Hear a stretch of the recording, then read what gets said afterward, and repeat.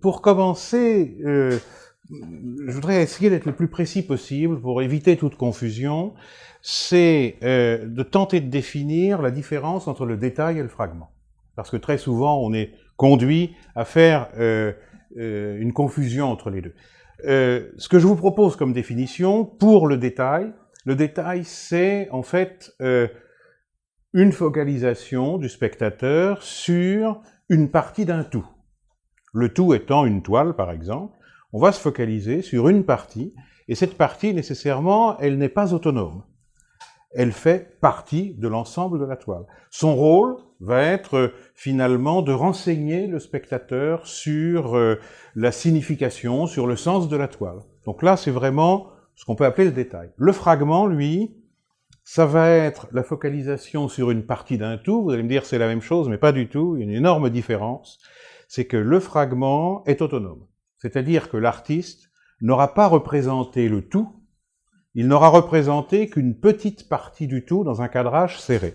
Et pour vous donner une illustration, je prendrai les ambassadeurs d'Holbein, bon, que vous connaissez tous. Les ambassadeurs d'Holbein, quand on regarde cette œuvre, eh bien, au départ, finalement, on voit deux personnages, manifestement des gens de qualité, qui posent de manière un peu figée, vous l'avez remarqué, devant un meuble sur lequel se trouvent quelques objets un peu hétéroclites. Et finalement, lorsqu'on regarde ce tableau, on pense tout de suite à cette anamorphose qui en fait toute la valeur, qui est merveilleuse, qui est cette sorte d'objet phallique qu'on voit au premier plan et dont on se demande ce que c'est. Et lorsqu'on est devant le tableau à Londres, eh bien, en se déplaçant, on s'aperçoit qu'on voit apparaître un crâne. Alors, c'est à cause de cette anamorphose, ou grâce à elle en tout cas, que le tableau est célèbre. Pour autant, lorsqu'on l'observe et lorsqu'on commence à observer les détails des objets, eh bien, nous avons une foule de renseignements qui nous sont donnés sur la signification du tableau elle-même. Par exemple, on va trouver ici un cadran solaire, particulièrement sophistiqué, qui montre que nous avons affaire à des personnages qui ne sont pas que des diplomates, mais qui sont aussi versés dans les sciences. Nous avons sur cette map monde une carte qui n'est pas innocente, car c'est un centrage sur une carte de l'Europe. Aujourd'hui, nous dirions qu'elle a été mise en surbrillance. En tout cas, comme vous pouvez le constater, elle est effectivement très colorée par rapport au reste. Elle est focalisée sur l'Europe, ce qui nous renseigne également sur la mission de ces ambassadeurs. Et puis, on peut voir par exemple sur ce livre ici, sur lequel est accoudé ce personnage, eh bien, on voit des indications écrites qui d'ailleurs renseignent notamment sur l'âge du personnage. Alors je ne vais pas me lancer dans une explication de ce tableau qui est très complexe parce que ce n'est pas le thème d'aujourd'hui, mais simplement l'idée était de vous montrer ce que peut être un détail qui va nous apporter énormément d'informations sur une œuvre. Le fragment, lui, c'est autre chose. Le fragment, par exemple, c'est cet œil d'Odilon Redon. Et le fragment ne nous propose aucun élément narratif. Nous ne savons rien. Quel est cet œil? Est-ce l'œil de l'artiste? Est-ce l'œil du spectateur? Est-ce l'œil du voyeur? Ce que laisserait suggérer ce cadrage. Est-ce l'œil qui était dans la tombe et regardait Caïn de Victor Hugo? Allez savoir. Personne ne sait ce que signifie exactement cet œil. Et c'est l'une des particularités du fragment d'avoir éliminé tout élément narratif et de laisser le spectateur seul face à une représentation. On le voit aussi en sculpture, avec par exemple cette main. Alors évidemment, c'est la main de Chopin en plâtre, moulée par Clessinger en 1847, très bien, là maintenant on le sait. Mais si vous n'avez pas le titre, vous êtes confronté à une main dont vous ne savez pas si c'est une main d'homme ou de femme, elle est fine, c'est une main de pianiste. Est-ce une œuvre en soi? Est-ce un morceau qui a été tiré d'une statue vandalisée, par exemple? C'est arrivé déjà. Personne ne le sait. Donc on voit que là, la question du fragment est liée à la question de la non-signification. Et c'est pourquoi le fragment n'intervient que très tard dans l'histoire de l'art, il intervient seulement au XIXe siècle. Parce que l'art occidental imposait l'idée de la signification. Une œuvre devait signifier quelque chose. Elle devait signifier un message. Et si possible, puisque nous étions dans l'Occident chrétien, un message édifiant. Et prenez les vitraux de Chartres, ou les vitraux de la Sainte-Chapelle. Que regarde-t-on? Ce sont les premières bandes dessinées. On sort aujourd'hui le dernier Astérix, eh bien moi je vous propose les premières bandes dessinées. Ces vitraux représentaient les scènes bibliques. D'ailleurs, vous remarquerez qu'on ne les lisait pas de haut en bas, mais de bas en haut pour élever l'âme, n'est-ce pas? Et ça représentait des scènes de la Bible qui permettaient à un public, aux fidèles, qui en général à l'époque médiévale ne savaient ni lire ni écrire, de pouvoir avoir accès à un certain nombre d'épisodes de la Bible. C'était une signification. Et ensuite, on a imposé à l'art de signifier quelque chose. Et on en est arrivé en 1668 avec la hiérarchie des genres établie par André Félibien, qui établissait ce que devait être l'art académique, c'est-à-dire l'art des écoles pour artistes, et ensuite l'art officiel. Eh bien, elle a établi ce qu'on appelle une hiérarchie des genres, qui permettait de hiérarchiser les œuvres en fonction de leur sujet, et ça n'était pas innocent, puisque la dimension de l'œuvre dépendait directement du genre auquel elle appartenait. Ce qu'on appelait le grand genre, c'était la peinture d'histoire, la peinture religieuse, la peinture mythologique. Là, on savait qu'il y avait une histoire tout de suite qui était racontée, il y avait un message qui était transmis. Je prendrai un exemple, le sacre de Napoléon de David. Vous l'avez tous vu au Louvre, la toile est gigantesque, elle fait 9 mètres de long. Eh bien, nous étions dans le grand genre, grand format. Donc, ce sont en général des œuvres qui sont dans des formats tout à fait importants. Ensuite, selon Félibien, alors la hiérarchie a été différemment interprétée, mais ensuite venait généralement le portrait. J'ai pris comme exemple ce portrait de La femme au chien de Gustave Ricard, en 1850, c'est le portrait de Madame Sabatier, la présidente. Le portrait, c'était la représentation de l'humain, c'est-à-dire créé à l'image de Dieu, donc qui était forcément supérieur, notamment à l'animal, à la nature, etc. Et le portrait pouvait être dans des tailles relativement importantes, mais certainement pas dans la même taille d'œuvre que les peintures historiques ou, en tout cas, appartenant au grand genre. Ensuite, on a les scènes de genre. Alors, ce qu'on appelle les scènes de genre en art, c'est très simple, ce sont les scènes de la vie quotidienne. Ça peut être aussi bien une scène de marché, une scène de fête, ou ici, le verre de vin de Vermeer, qui représente une scène de la vie quotidienne dans une maison, et avec 2 personnages. Bon. Et là, la taille de l'œuvre diminue encore. Alors avec Vermeer, il faut dire, elle diminue 2 fois, parce qu'elle diminue déjà au niveau de ce que pourrait être le respect de la hiérarchie des genres, mais elle diminue aussi parce que Vermeer peignait en général des œuvres de taille réduite. Ensuite venaient les paysages. Et il est vrai que autant la scène de genre peut encore transmettre un message, peut encore avoir une certaine signification, autant le paysage peine beaucoup plus à avoir une réelle signification. On peut être intéressé par la beauté du paysage, mais qu'est-ce que le paysage va nous dire? Pas grand-chose. Donc, nous étions encore dans un genre inférieur, et avec, au moins théoriquement, le respect de dimensions inférieures. Et puis, le dernier genre, c'était la nature morte et les peintures animalières. Et là, par exemple, vous avez cette nature morte avec Théière en porcelaine de Chardin, très belle œuvre, mais comme toutes les natures mortes, c'est finalement un cadrage serré sur une partie d'une pièce et qui transmet peu de messages, qui nous apprend très peu de choses. Qu'est-ce qu'on peut tirer de cette nature morte, en dehors de tout aspect esthétique? Bon, la théière de porcelaine, manifestement élégante, les verres sont élégants aussi, le couteau à manche d'ivoire, la présence de grenades, fruits exotiques, qui à l'époque nécessairement implique que nous avons affaire à une personne de qualité, sans aucun doute, un intérieur bourgeois certainement, et puis la présence de poires, de pommes et de raisins qui nous dit que nous sommes probablement en automne. Et puis c'est tout. le tableau ne transmet aucun autre message. Et voilà pourquoi nous sommes dans le genre inférieur, pour cette hiérarchie de Félibien, et nous sommes contraints à des dimensions peu importantes. Et lorsque par hasard, il y a une transgression à cette règle, eh bien c'est un scandale. Et le scandale, je vous en donne un, il y en a eu d'autres, mais je vous en donne un qui est quand même le plus célèbre et probablement le premier. Un enterrement à Ornans de Courbet. Voilà une toile de 6,50 m de long. Vous l'avez vue à Orsay, elle est colossale. Et lorsque Courbet l'expose en 1850, ça crée un scandale. Ça crée un scandale auprès de la critique, ça crée un scandale auprès du public. Or, pourquoi ce scandale? Il y a deux raisons.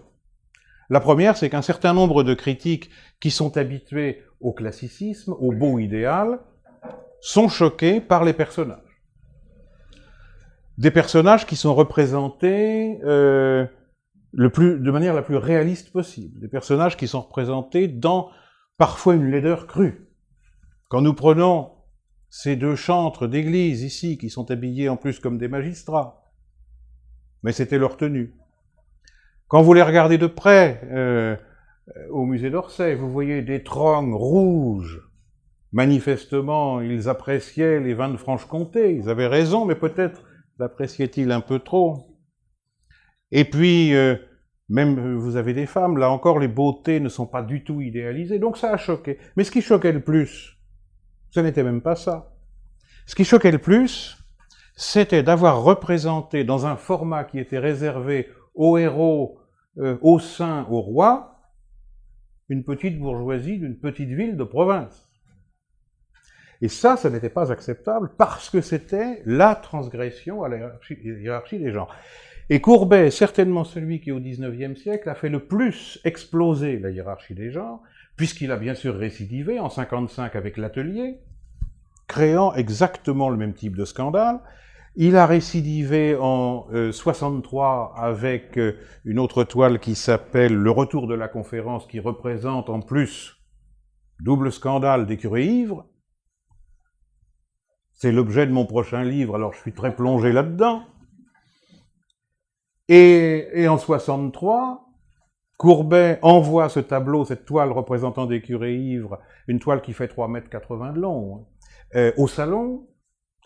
Et cette année-là, Napoléon III, devant la protestation de tous les artistes, parce que le jury avait refusé beaucoup d'œuvres, Napoléon III décide de créer un salon des refusés. Ça n'est pas rien, Manet y expose le déjeuner sur l'herbe. Eh bien, Courbet, avec sa toile des curés ivres, est non seulement refusé au salon, mais il est aussi refusé au salon des refusés. Et finalement, il exposera en Belgique en 68, et puis en 63, il expose chez lui dans son atelier, où, selon la presse de l'époque, les gens font la queue. Mais enfin, on voit très bien que Courbet va traiter régulièrement, dans des formats colossaux, donc des formats du grand genre, des sujets qui n'ont absolument rien à voir. Et c'est grâce à lui et à d'autres artistes qui vont suivre son exemple que cette hiérarchie des genres va exploser. Mais on voit très bien que cette hiérarchie des genres, elle avait un but qui était de donner le plus d'importance aux œuvres qui avaient une signification, qui offraient un message, et le moins d'importance aux œuvres qui n'en offraient pas ou qui en offraient très peu. Alors, le problème, c'est qu'effectivement, le fragment nous pose un problème d'interprétation. Nous n'avons pas d'éléments narratifs, nous n'avons rien, et il faut se débrouiller avec. Prenons deux exemples de fragments. Celui-ci et celui-là. Voilà deux fragments d'œuvres d'art. Vous montrez ça à n'importe qui dans la rue, le premier fragment fera effectivement penser immédiatement au nazisme et à toutes les abominations qui tournent autour. Le second fragment, cette tête, avec ce rouge tout autour, ces couleurs de feu, tout ça m'a l'air bien diabolique. Et pourtant,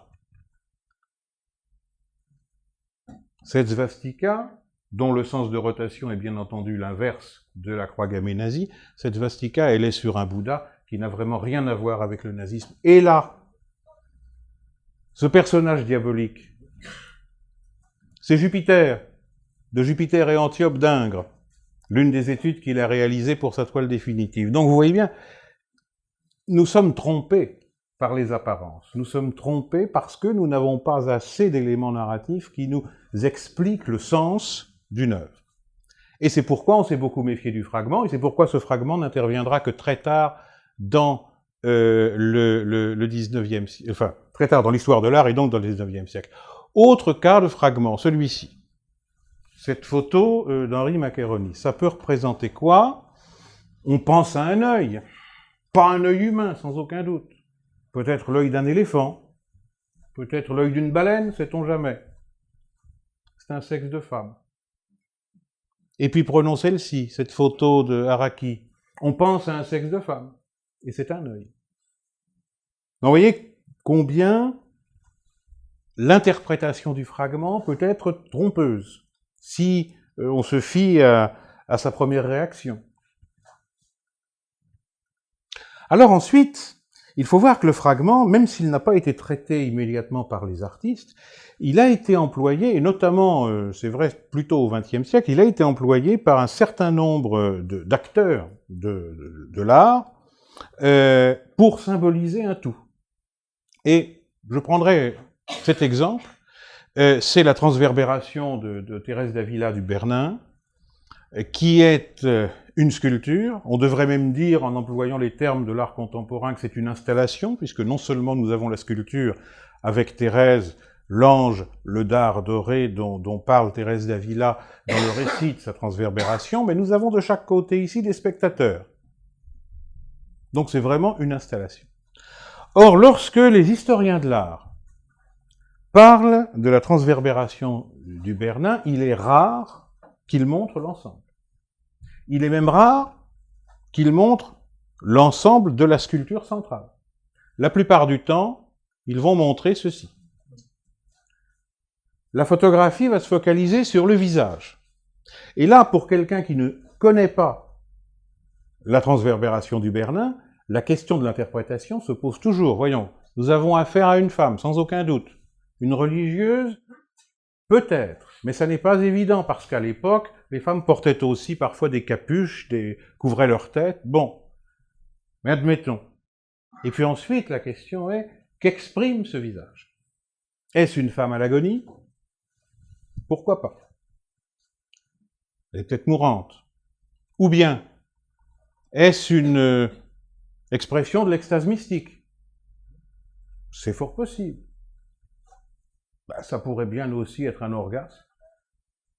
Et là, la question se pose, et il est vrai que lorsque les historiens de l'art évoquent le texte extrêmement érotique de Thérèse d'Avila racontant la transverbération et cette sculpture, et évoquent l'orgasme, ça crée évidemment un tollé chez un certain nombre de catholiques, mais il n'empêche que la question se pose et qu'on doit se la poser. Mais autant, en regardant l'ensemble de la sculpture, on comprend très bien les éléments narratifs et on a tout de suite la référence au texte de Thérèse d'Avila, autant si on se focalise juste sur ce visage, l'ambiguïté demeure. On ne sait pas expliquer.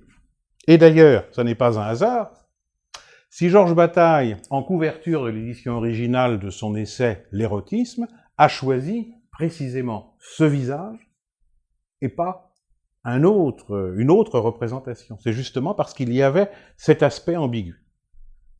Alors ça, c'est la création, je dirais, du fragment par notamment les historiens de manière symbolique. Ensuite, les artistes utilisent le fragment aussi.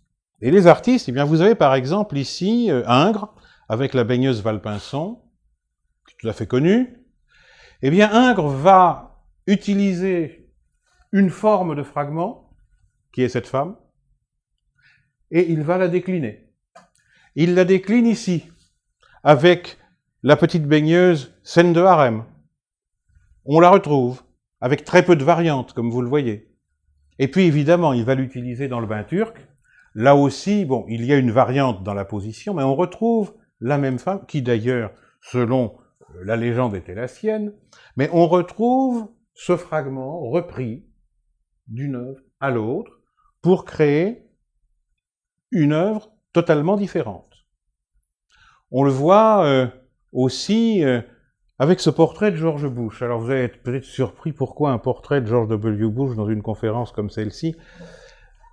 Il est de Jonathan Yeo. Jonathan Yeo, c'est un artiste britannique qui est surtout un peintre de la gentry. Vous savez, il fait des portraits de célébrités. Et à chaque mandature aux États-Unis, l'administration américaine commande un tableau qui est le portrait du président pour être exposé. Et il se trouve que cette année-là, en 2007, on commande un portrait de George W. Bush à Jonathan Yeo. Et Jonathan Yeo livre ce portrait. Ce portrait, à première vue, peut paraître un peu curieux, cet homme à facettes, mais enfin, pourquoi pas? Le problème est que lorsque le tableau a été livré aux États-Unis, il a immédiatement été renvoyé à l'artiste, pour une raison très simple. Voici un plan du portrait. Jonathan Yeo a découpé des fragments de revues pornographiques pour créer le portrait de George W. Bush. Vous imaginez, dans cette Maison Blanche devenue très puritaine, l'effet qu'une telle œuvre a pu produire. On le voit très bien. Bon, là, vous avez une femme ici, vous avez un anus tout à fait remarquable ici aussi, n'est-ce pas? Et puis, il y en a d'autres. Bon. Eh bien, voilà, Jonathan Yeo a créé une œuvre à partir de différents fragments qu'il a assemblés, qui évidemment donnent ensuite à l'œuvre un sens totalement différent. Et je terminerai l'utilisation par les artistes du fragment pour faire une œuvre différente par ce mur ici. C'est un artiste contemporain qui s'appelle Jean-Pierre Sergent, c'est un artiste que je connais depuis une dizaine d'années et que je défends beaucoup, notamment dans mon blog. J'aime beaucoup son travail. Ici, c'est un mur qui est un assemblage de différentes œuvres. Il faut voir que chaque œuvre, c'est en fait un panneau de plexiglas. Il fait de la sérigraphie sur plexiglas et aussi sur papier, mais notamment sur plexiglas. Chaque panneau fait 1,40 m par 1,40 m, donc vous voyez que c'est une œuvre importante. Et chaque œuvre est différente, et chaque œuvre est constituée d'assemblages de fragments, ou plus exactement de superposition de fragments, puisque la sérigraphie le permet, on va superposer différentes couches. Et pour vous donner un exemple, j'étais dans son atelier la semaine dernière, donc je lui ai demandé de me confier quelques éléments de sa technique. Eh bien, il emprunte beaucoup aux arts anciens, précolombiens, amérindiens, indiens, africains aussi, et au manga érotique japonais. Donc il a ses différentes sources d'inspiration. Eh bien, pour constituer l'une de ses œuvres, il a emprunté ici à cette couverture amérindienne ce détail ici de l'entourage, qui est une frise géométrique, si vous voulez. Il y a ajouté ici ce motif, qui est le motif issu d'un vase grec qu'il avait photographié au Metropolitan Museum de New York. Il a longtemps travaillé à New York, aujourd'hui il est installé à Besançon. Il a assemblé à ce motif un manga japonais, un manga érotique japonais. Il y a des textes. Alors ces textes ne sont pas toujours les textes du manga qu'il a choisi. Parfois il les supprime et il ajoute d'autres textes à la place. Et in fine, nous obtenons ça. Donc une œuvre qui est extrêmement intéressante à observer parce qu'elle sollicite le regard dans la mesure où vous avez au départ une œuvre qui peut vous paraître abstraite, mais dans la réalité des choses, vous commencez à voir les différentes couches en observant, et vous retrouvez les différents fragments qu'il a assemblés, qui ont chacun un sens, mais qui, une fois assemblés, prennent un sens totalement différent. Donc les artistes peuvent utiliser le fragment de cette manière. Cela dit, comme je vous disais, le fragment, historiquement, n'apparaît qu'à partir du XIXe siècle. Et ça n'est pas un hasard en soi. Cela vient d'un lien entre la photographie, le cinéma et la peinture. C'est-à-dire que la photographie, dès les premiers temps de la photographie, s'est intéressée au gros plan. Le cinéma le fera aussi. Et il est évident que l'influence l'interdépendance, disons, de la photographie et de la peinture va faire que les artistes au XIXe siècle, époque où la photographie est introduite, vont commencer à traiter le fragment. Alors la photographie, eh bien, on voit très bien, par exemple ici, de Whipple, on a cette photographie de la Lune, 1851. Et on voit qu'effectivement, il s'est bien focalisé sur un gros plan de la Lune. Ici, une photographie d'Auguste Belloc, où nous avons non plus une focalisation sur un objet complet, même en cadrage serré, mais une focalisation sur juste une partie d'un corps. Alors, Auguste Belloc était un photographe important des années 60. Il a fait partie de ces photographes comme Valou de Villeneuve qui ont tout de suite compris que la photographie permettait tout un ensemble de productions érotiques et pornographiques qui pouvaient être une très belle source de profit. Donc, dès l'invention de la photographie, on a fait de la photographie érotique. Officiellement, c'était pour fournir aux artistes des photos de modèles, et comme ça, ils n'avaient pas à payer des modèles vivants, ils pouvaient travailler directement d'après photos. C'était la version officielle. Dans la réalité des choses, surtout les formats de ces photos étant très petits, facilement transportables, eh bien, ça permettait à des amateurs de curiosa de se constituer des collections, voire de les emporter avec eux en voyage dans leur poche, c'était très facile. Et Belloc, ici, propose un cadrage qui vous rappellera peut-être celui de l'origine du monde. Ça n'est pas un hasard, puisque nous pensons depuis quelques années que Courbet, pour peindre l'origine du monde, ne s'est pas référé à un modèle vivant, mais à des photographies de cet ordre. Nous savons qu'il en possédait, puisque dans sa correspondance, il en parle. Et toujours à cette époque, au XIXe, nous avons alors là un cadrage encore plus serré, avec cette œuvre de Nadar, La main du banquier, où là on s'est uniquement focalisé sur un fragment qui était la main. Parallèlement, le cinéma va offrir là aussi des cadrages très serrés, des gros plans. Bon, vous avez ici une scène du cabinet du docteur Caligari. Il est évident que le gros plan a été extrêmement traité par l'expressionnisme allemand. On retrouve ici Fritz Lang. Alors là, cet assemblage Dieu qui est absolument prodigieux, qui est issu de Métropolis. On retrouve ici, bien entendu, la scène célébrissime du chien andalou de Buñuel, avant le passage de la lame de rasoir. Ici, ce gros plan extraordinaire, toujours Fritz Lang, le testament du docteur Mabuse, ce gros plan extraordinaire sur le visage de Mabuse, ce visage inquiétant avec un nez aquilin. Et puis ici, on retrouve encore un œil avec une scène d'Ivan le Terrible d'Eisenstein de 1945. Alors, vous avez pu le remarquer depuis le début, en photographie, au cinéma, la main et l'œil sont vraiment des fragments très utilisés. Et on l'a vu aussi au tout début, lorsque nous avons vu l'œil de Dion Redon, c'est la même chose. On va beaucoup se focaliser sur l'œil et sur la main. Le XIXe siècle, donc, va être la période pour la peinture du début du fragment. Comme souvent, les artistes sentent l'air du temps et les évolutions technologiques et sociétales avant qu'elles n'arrivent. Ça commence même à la fin du XVIIIe, où nous avons, par exemple, de Jean-Jacques Lequeux, L'infâme Vénus couchée, qui est une œuvre tout à fait surprenante. Lequeux l'a déclinée en 2 ou 3 versions, dont une version masculine, d'ailleurs. Lequeux, qui était par ailleurs architecte, qui a créé des architectures assez oniriques, assez délirantes. Il a bien existé, même si à une époque on a cru, c'est vous dire jusqu'à quel point son œuvre est assez particulière et subversive, on a même cru que c'était un canular de Marcel Duchamp. Mais ça n'était pas un canular de Duchamp, Lequeux a bien existé.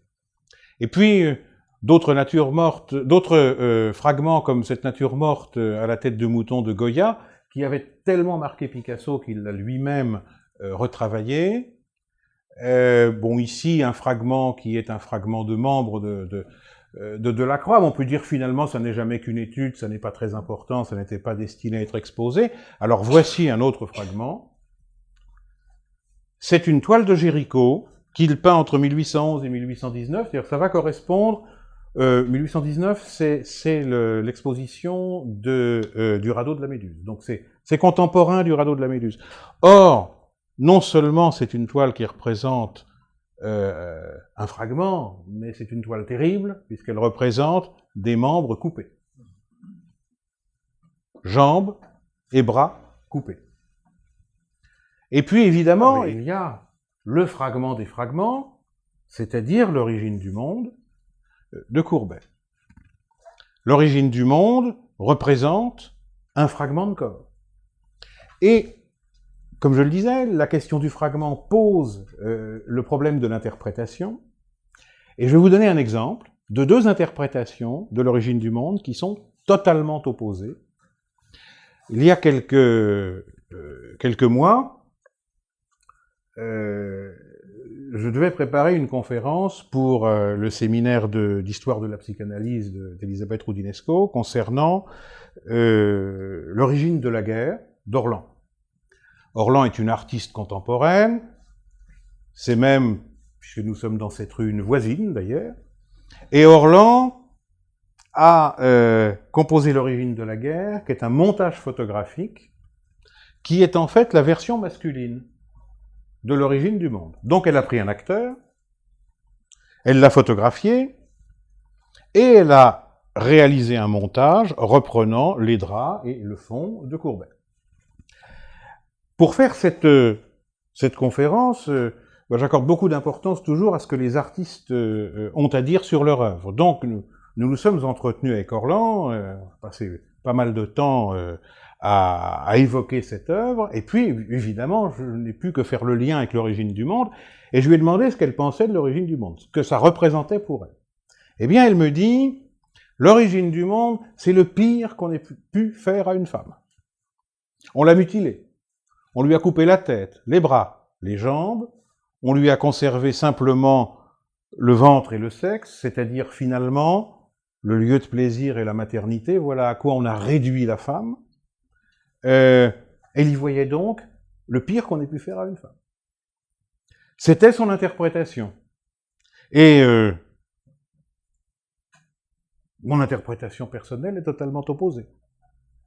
Pour moi, l'origine du monde, c'est ce que j'ai écrit dans mon livre, l'origine du monde, c'est ce que j'ai appelé le monument à la femme inconnue, c'est-à-dire qu'en une seule toile, Courbet a restitué à la femme ce que toute l'histoire de l'art depuis la Grèce antique lui avait refusé, à savoir rien moins que son sexe. Prenez n'importe quelle sculpture de la Grèce antique. Prenez les nus que vous allez trouver dans l'histoire de l'art jusqu'en 1866. À de rarissimes exceptions près qui en général n'étaient pas destinées à être exposées, mais qui étaient réservées à des collectionneurs d'érotica, à de rares exceptions près donc, vous ne voyez jamais le sexe de la femme. Vous voyez un drapé. Vous voyez une feuille, et puis quand pour des raisons esthétiques on ne peut avoir ni drapé ni feuille, c'est pire. Vous voyez une peau, lisse. Certains critiques avaient dit, même à une époque, une mode de beurre, ce qui n'avait rien de très sympathique, tout simplement parce que la fente vulvaire ne peut pas être représentée.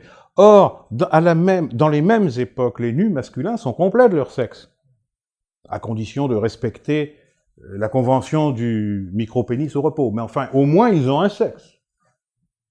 La femme, pas du tout. Or, en une seule toile, Courbet rend à la femme ce sexe dont on l'avait privé. Et l'influence dans l'histoire de l'art se fait sentir très vite. Rodin, à la fin du XIXe, va peindre des séries de nus érotiques, des dessins essentiellement. Les femmes sont sexuées. Et non seulement elles sont sexuées, mais en plus, certaines ont des postures très proches de l'origine du monde. Et puis vous allez avoir Caillebotte, et puis vous aurez bien entendu Picasso, et puis vous aurez Modigliani. La femme, à partir de 1866, à partir de cette toile, l'artiste commence à la représenter bien complète. Donc vous voyez que nous avons deux interprétations totalement différentes de ce fragment. Orlan va dire c'est le pire qu'on a fait aux femmes. Moi je vais vous dire c'est le monument à la femme inconnue. Et bien évidemment, ni l'une ni l'autre des interprétations ne sont mauvaises ou ne sont bonnes, elles se valent. et je suis sûr que parmi vous, vous avez vous-même d'autres interprétations de l'origine du monde. Je suis un grand partisan de Marcel Duchamp qui disait « il y a autant d'œuvres que de regardeurs, chacun a son interprétation », mais ça montre au moins que, sur le fragment, l'interprétation pose problème. D'ailleurs, au XXe siècle et au XXIe siècle, on va retrouver encore l'utilisation du fragment, et parfois d'une manière absolument extraordinaire, la cathédrale de Rodin. Ces deux mains sont un fragment. Là encore, ça ne nous dit pas grand-chose. Est-ce que ce sont les deux mains du même personnage? Est-ce que ce sont des mains qui sont prêtes à s'enlacer? On ne sait pas. Quelqu'un comme Gérard Schlosser va, dans son œuvre, beaucoup se focaliser sur le fragment, notamment le fragment féminin, soit sur les seins, soit sur les cuisses, soit sur les fesses, soit sur le ventre des femmes. Et il va créer une série d'œuvres uniquement de gros plans sur le fragment de corps féminin. Ayman Balbaki, qui est un artiste libanais de renommée absolument internationale aujourd'hui, il ne peint pas que le fragment, mais il a fait une série consacrée aux chevaux de frise, aux plots de béton, etc., qui, à Beyrouth, sont utilisés notamment pour protéger les bâtiments contre les attentats à la voiture piégée. Et puis, un artiste comme Omar Ortiz, qui est un artiste contemporain, lui, va peindre en technique vraiment très hyper réaliste des fragments, essentiellement des mains et des bras. Donc on voit que 20e, 21e siècle, le fragment va tout de même être traité. Et puis, parlant du fragment, et ça quand Ange Pierradji m'a proposé de faire une conférence, je lui ai dit, il m'a fait la pire proposition qui soit. Il m'a dit, vous avez carte blanche, vous êtes libre de choisir le thème que vous voulez. Alors vous savez, ça n'est pas facile.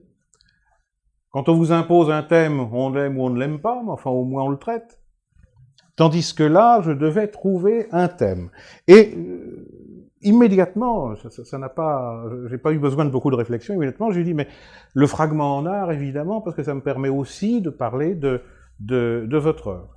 Ce qui, je ne vous le cache pas, est la position la plus inconfortable possible pour un critique. Quand vous parlez de l'œuvre d'un artiste devant l'artiste, ça m'est déjà arrivé quelques fois.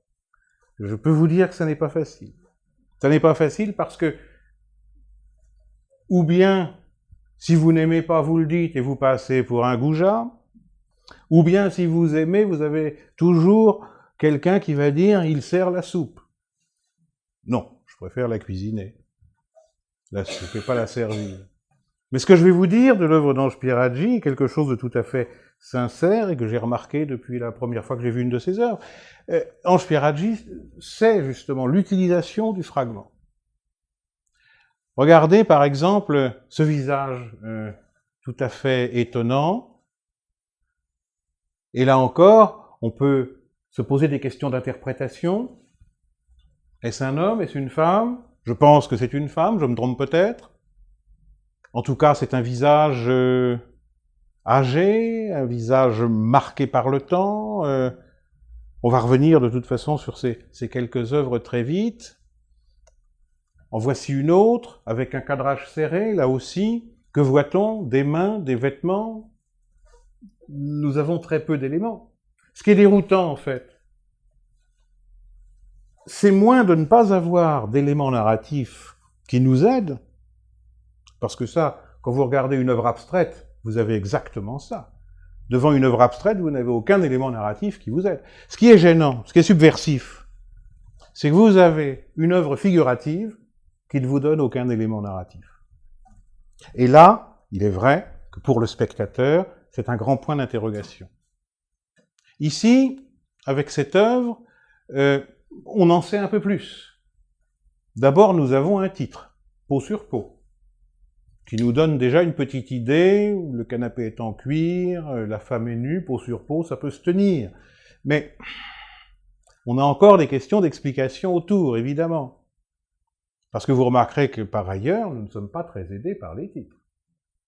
Il n'y en a pas. À ce propos d'ailleurs, je vous recommande l'excellent livre de Pierre-Marc de Biasy, La fabrique du titre, qui est un essai extraordinaire sur cette question du titre, de la manière dont l'artiste va ou laisser le spectateur dans le doute total, ou au contraire l'aiguiller, et parfois l'aiguiller de manière totalement infondée, sur la signification d'une œuvre. Et puis voilà aussi une acrylique sur panneau que j'aime beaucoup. Bon, le titre, Blicurie, c'est pas si évident non plus de comprendre sa signification.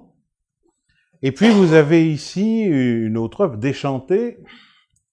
Bon, là encore, l'artiste ne nous aide pas beaucoup à comprendre. Donc c'est à nous de travailler. Et c'est à nous de travailler.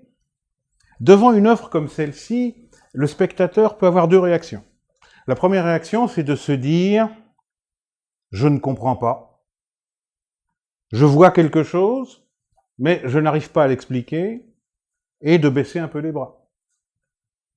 Vous savez, c'est un peu l'histoire de l'optimiste et du pessimiste, avec sa bouteille moitié pleine ou moitié vide.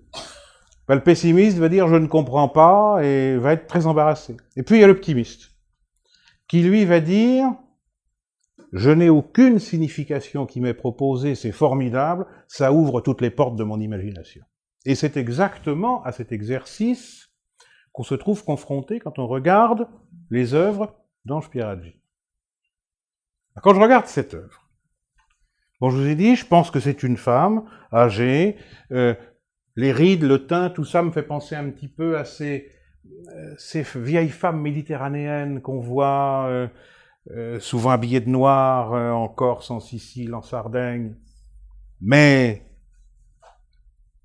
comme je fais un peu travailler mon imagination et que les historiens de l'art ont une manie, rassurez-vous, c'est une manie qui n'est pas dangereuse.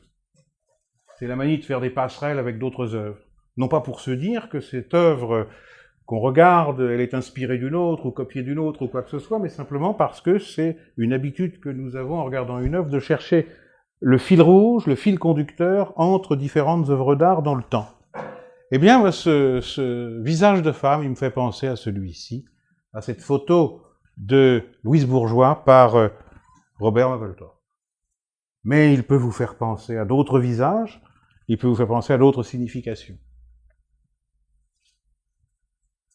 Cette œuvre, cet acrylique sur toile,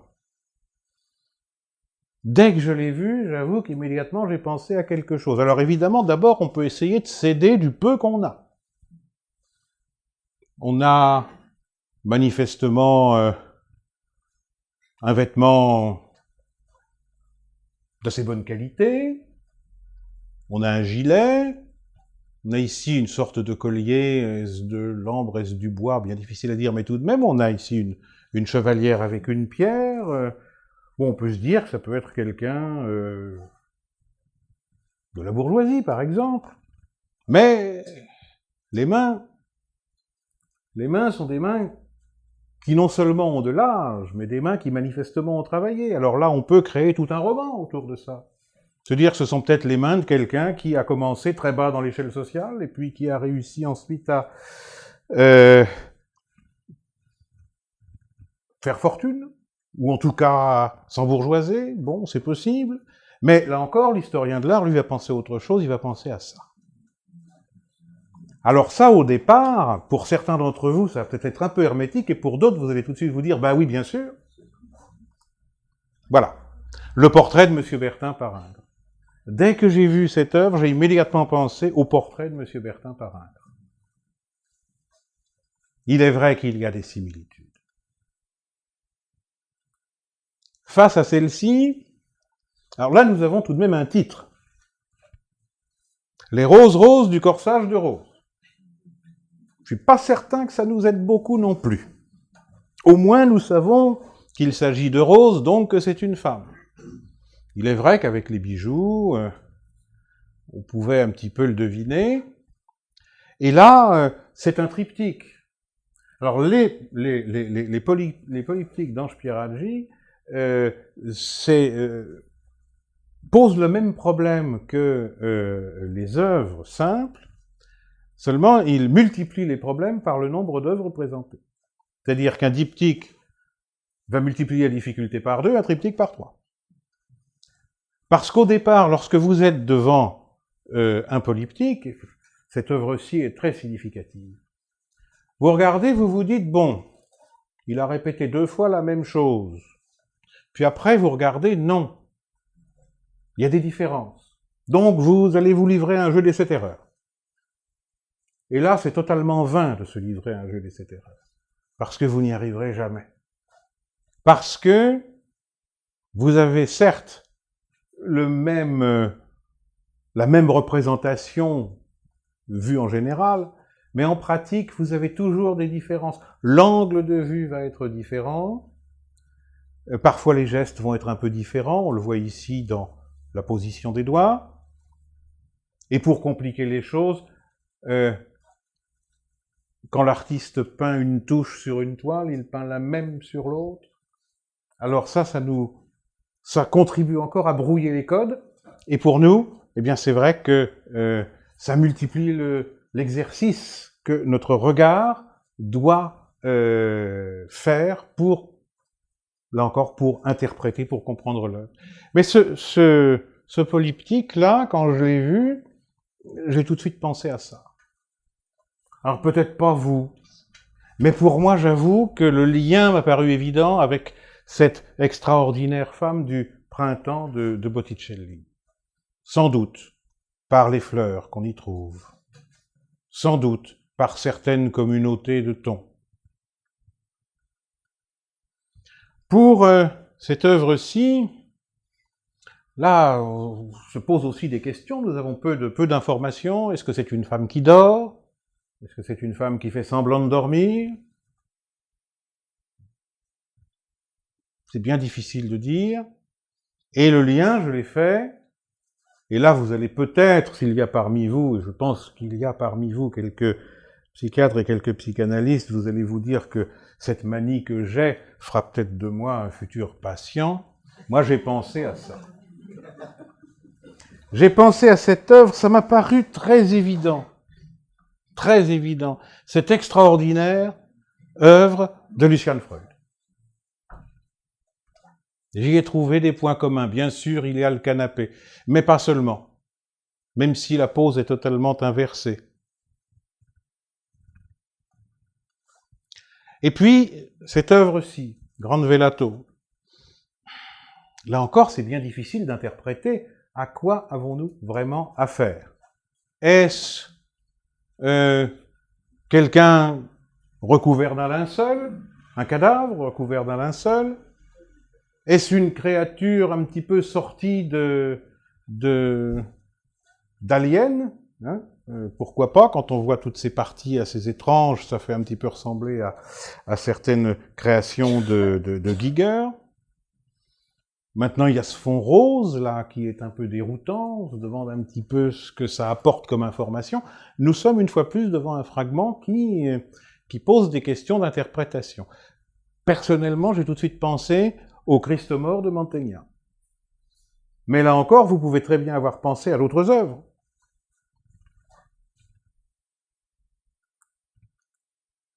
Et face à ce diptyque, je me suis aussi posé beaucoup de questions.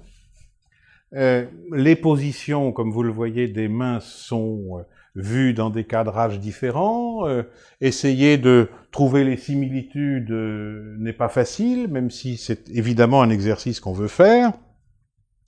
Et à quoi penser, à qui évoquer, c'est bien difficile. J'ai pensé à ce portrait de Richelieu par Philippe de Champaigne, mais ça pourrait aussi bien être le portrait d'un pape, ça pourrait aussi bien être un portrait de Dante portant un vêtement rouge, ça peut être le portrait d'un doge de Venise, allez savoir. Là, toute notre imagination est sollicitée pour essayer de trouver une interprétation. Et puis, je voudrais terminer sur cette œuvre, que je trouve très intéressante, parce que elle nous montre, ce que nous avons déjà vu par ailleurs, elle nous montre que Ange Pieraggi n'est pas le peintre du lys. Ça n'est pas Ingres. Ça n'est pas Ortiz, que nous avons vu tout à l'heure, peindre en hyperréalisme vraiment le lisse. Ça n'est pas un peintre du lisse, c'est un peintre de la texture. Regardez les mains qu'il peint, elles sont toujours avec une histoire, elles sont toujours ridées. Elles ont toujours parfois on voit les veines apparaître. Il y a une vraie texture dans les mains, mais il y a aussi une vraie texture dans les vêtements. Et particulièrement sur ce vêtement-ci, c'est extrêmement intéressant. C'est en fait une sorte de jeu sur la polysémie du terme tissu. Le tissu, médicalement, c'est la peau, et puis le tissu, c'est aussi le textile. Et là encore, ce ne sont pas des textiles lisses, mais ce sont des textiles qui ont du relief, qui offrent des formes tout à fait particulières, et on se pose une foule de questions sur la relation entre la peau et les tissus qui sont représentés. Et je trouvais que cette œuvre était assez archétypale, c'est pourquoi j'avais choisi de la garder en dernier.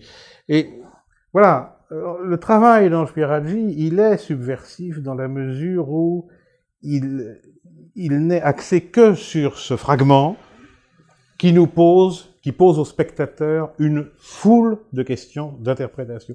Mais encore une fois, ça ouvre les perspectives de l'imagination du spectateur de manière absolument totale.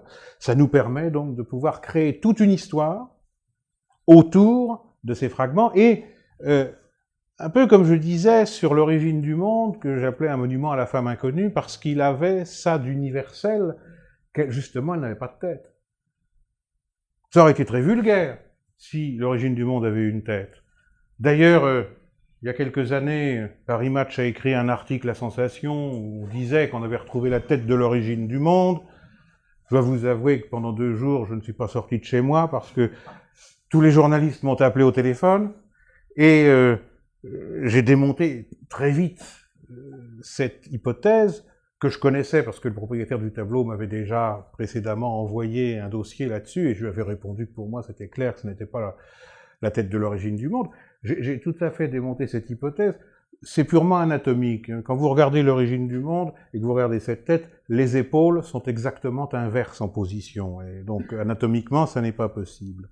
Mais l'origine du monde, le fait qu'il n'y ait pas de tête, c'est ça qui est extraordinaire. C'est ce qui rend universel le tableau en question. Eh bien, nous avons, avec ces œuvres d'Ange Pieraggi, une forme d'universalité. C'est aussi ce qui me plaît beaucoup dans son approche, c'est que chaque tableau, finalement, est une sorte de monument à l'humanité. Une humanité qui prend son universalité dans la mesure où on ne voit justement pas, on n'identifie pas la personne, même quand on voit un visage, on n'en voit qu'un fragment, donc on ne peut pas l'identifier, on n'identifie pas la personne qui est représentée. Et c'était là-dessus, sur cette note-là, que je voulais terminer, en vous remerciant de votre patience et de votre attention, et en vous disant que je suis à votre disposition, bien sûr, pour répondre à vos questions.